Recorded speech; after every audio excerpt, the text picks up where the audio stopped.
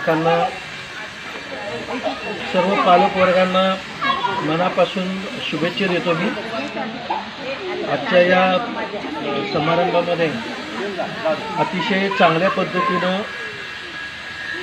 मुलांचं तर स्वागत झालंच, त्याचबरोबर औक्षण करून आपलं स्वागत झालं म्हणजे आपलं आयुष्य वाढलं। आणि म्हणून आपण या सर्व शिक्षक वर्गांना मनापासून धन्यवाद देऊया।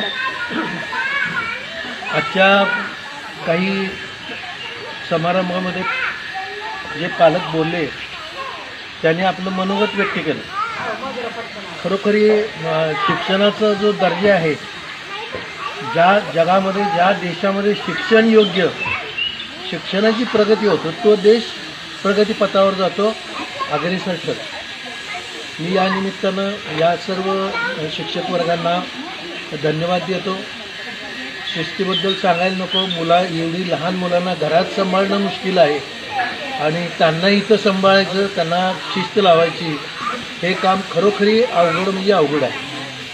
मी पण प्राचार्य म्हणून महाविद्यालयामध्ये काम केलं, माझी 45 वर्ष नोकरी झालेली आहे प्राध्यापक म्हणून मी जास्त बोलत नाही। माईक हातात आला तर आम्ही 45 मिनटं बोलतो आणि 2 शब्द तुम्ही सांगितले, आई सांगा, ताई सांगा, बाई सांगा, कोणतेही 2 शब्द सांगितले त्याच्यावरती मी 1.5 तास हिंदी, मराठी, इंग्लिशमध्ये बोलतो। पॉझिटिव्ह थिंकिंगवरती 1000पेक्षा जास्त व्याख्यानं माझी झाली आहे, पण आता रिटायर झाल्यानंतर मी बोलणं बंद केलं आणि जी लहान मुलं आहेत त्याच्यामध्ये समरस व्हायचा प्रयत्न करतो। आणि परत संस्थेनं कुठे जरी कार्यक्रमाला बोलवलं तरी सहसा जात नाही।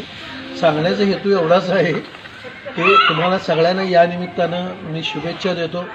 खरं तर परत बालपण, परत महाविद्यालय, परत प्राचार्यपद आठवलं मला, कारण माझ्या महाविद्यालयामध्ये 300 प्राध्यापक, 5000 विद्यार्थ्यामध्ये मी सांगलीला वालचंद कॉलेजला प्राचार्य म्हणून मी 25 वर्ष काम केलं आणि प्राध्यापक म्हणून 42 वर्ष काम केलं।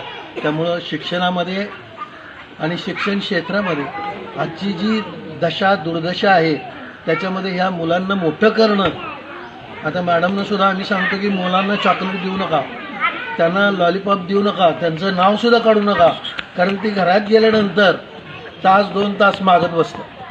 आणि ह्या सांगण्याचा हेतू आहे की गतिमान जीवन झालं आहे। मग मोबाईल असेल, आईवडीलच 2 तास घेऊन बसले तर मुलांना ते वाटतं ते काय बघतात मला बघायचं आहे।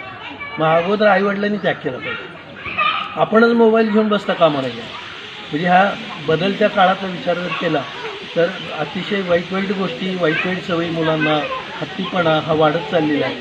मी शिक्षकांना धन्यवाद देतो की अशा मुलांना, म्हणजे आजच्या या जनरेशनमध्ये म्हणे की ITची मुलं आहेत, त्यांना सगळंच माहीत आहे। मला घरी गेल्यावर सगळं सांगतात ते, एकानं मॅडम म्हणतात, एकानं बाई म्हणतात, तिथं काय झालं मला घरी आल्यावर सांगतात, जातानाच सांगतात, मला इथं बाई बस म्हणल्या, मला इथं उठ म्हणल्या।